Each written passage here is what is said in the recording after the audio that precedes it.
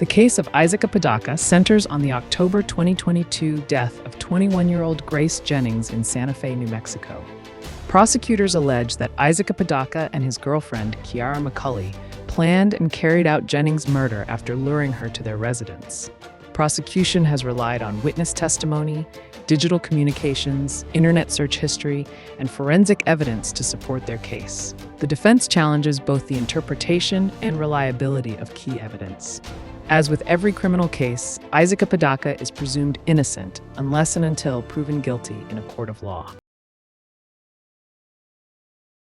Ladies and gentlemen, under our rules, because the state bears the burden of proving the charges beyond a reasonable doubt, the state has the opportunity to do a reply after the defense's closing statement to you.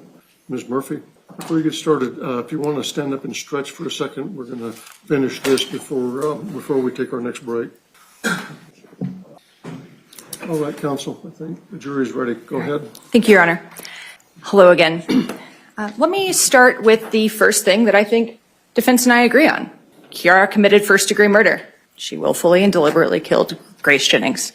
That does not seem to be a point in contention in this trial, nor has it ever been. Kiara committed first-degree murder. And that is not your job to sort out. It's a fact. Your job is to sort out Isaac Apodaca's culpability. And that culpability is that he aided and abetted that first-degree murder. He's absolutely presumed innocent until proven guilty, and it is absolutely our burden to prove that beyond a reasonable doubt, a doubt based upon reason and common sense. And we have given you ample evidence that exceeds that high burden. Defense continues, and I'm going to jump around a little bit. This is a direct response to the defense closing, so bear with me. But defense continually couched Isaac as being cooperative. And I would assert that that's extraordinarily incorrect. Isaac fled the scene, he called his mom and not law enforcement, and then he spent the next several hours lying repeatedly to law enforcement in a demonstrable way. That's not cooperation, that's manipulation.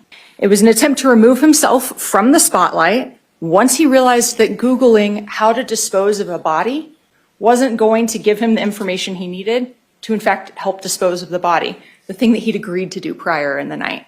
Once he realized that wasn't going to work out, Isaac put Isaac first, and he bounced. Defense talked about Lanny McCulley and said that she was only here to protect Kiara McCulley. Kiara McCulley's case is done.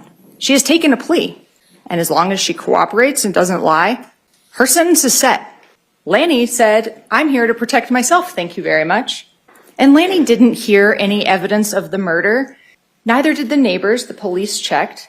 This was a decent amount of distance, an insulated garage. You can actually see the insulation rolls in some of the photos, an insulated home. And even if you could hear over the TV that was usually kept loud, Isaac was with her, other than when he went to go number one, I think is what he called it, to pee.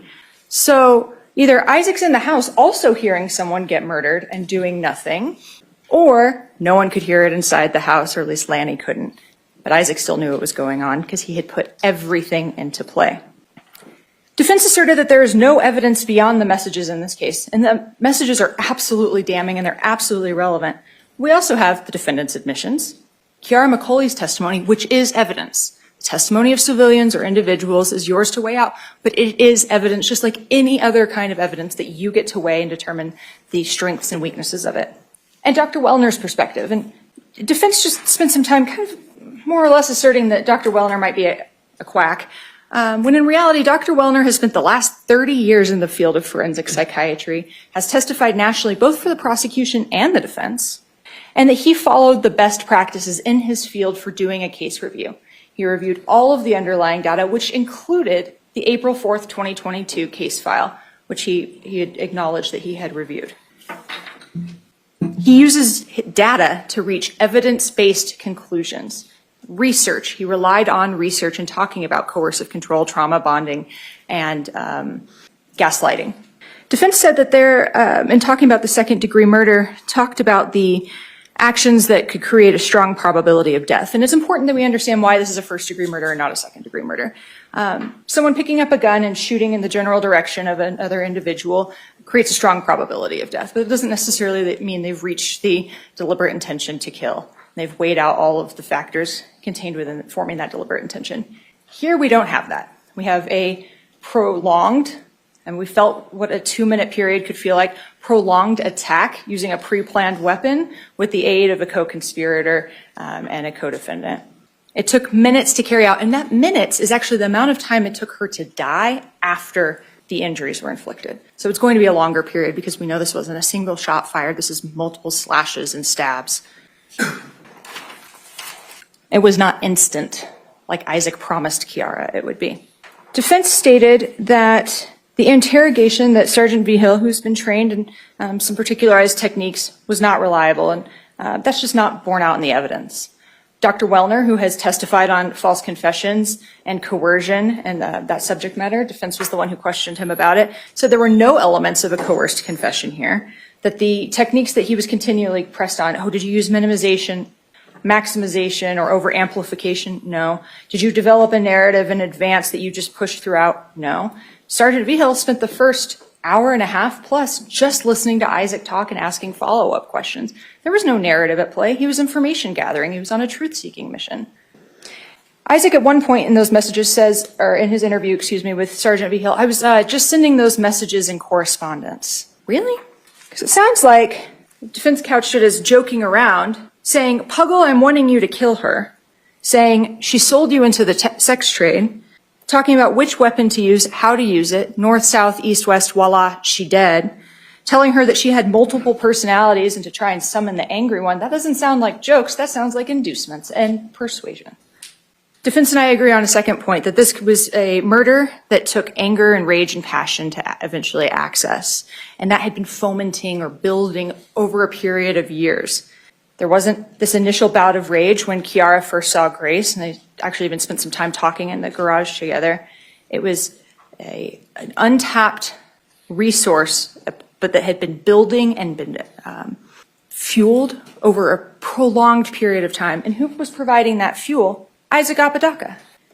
When Kiara first met Isaac at the mall and Grace was there, she didn't see Grace and have some epiphany that she'd been gang raped. No, it was once she started dating Isaac Apodaca, 6 months in, he started telling her about it. He spent years cultivating this narrative. He spent years pressing for this to happen, and he finally had an opportunity to get Kiara to execute it. And the psychological benefit is the power and the control. Getting someone to do something really dangerous and really stupid. Dangerous for them too. Defense asserted that there's no evidence of Ghost. Well, okay, I think we all agree that Ghost is not a real organization, and no one actually thinks that Isaac Apodaca founded a secret vigilante killer group. But as to Isaac playing into the fantasy of Ghost and Kiara believing it, there is ample evidence.